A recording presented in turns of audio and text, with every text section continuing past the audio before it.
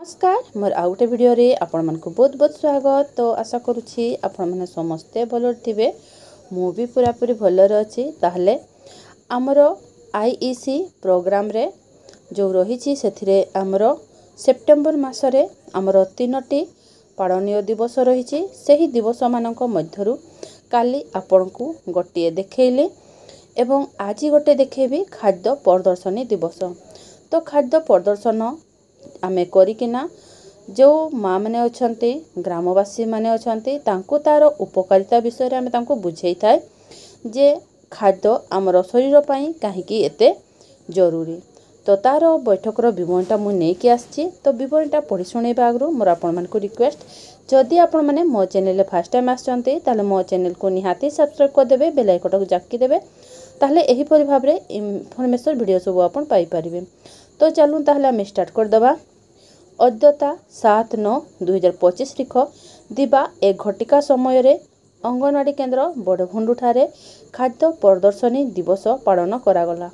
उक्त दिवस रे ग्रामर समस्त एसएचजी मेंबर, गर्भवती महिला, प्रसूति महिला, 6 मास ठारू 6 वर्ष शिशुर अभिभावक, किशोरी बालिका, जांच कमिटी मेंबर, मातृ कमिटी मेंबर माने उपस्थित रही कार्यक्रम विषय रे आलोचना रे भाग नैथिले।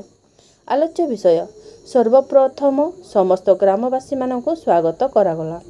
खाद्य प्रदर्शनी दिवस रे ग्रामवासी मानकु विभिन्न प्रकार खाद्य प्रदर्शन करी देखाइबा सहित खाद्य गुड़िकर गुणवत्ता और एथिरे थिबा खाद्य सार विषय रे जणाई दियागला।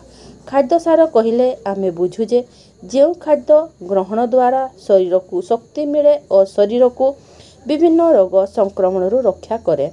शरीर को समस्त प्रकार खाद्य सार दरकार हुए।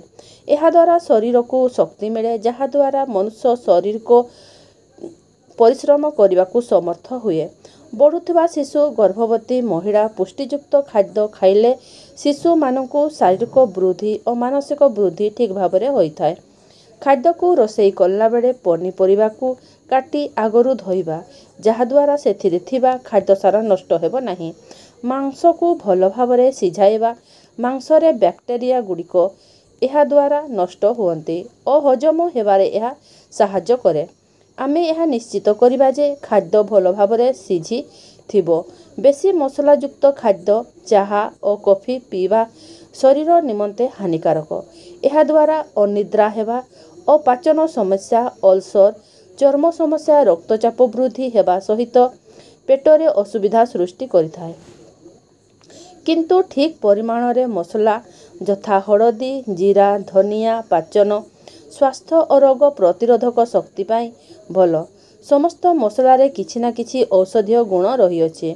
निजर थाली रे पोषणयुक्त खाद्य रखिबा, त्रिरंगा खाद्य रखिबा, यह शरीर को समस्त प्रकार खाद्य सार जगाई थाए।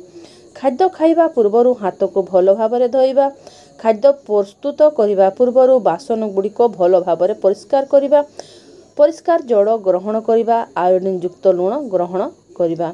सभा शेष रे खाद्य प्रस्तुत करी देखाई दियागला और सभारे उपस्थित रही आलोचनार अंशग्रहण करिथिबारु धन्यवाद देई सभा सांग करागला।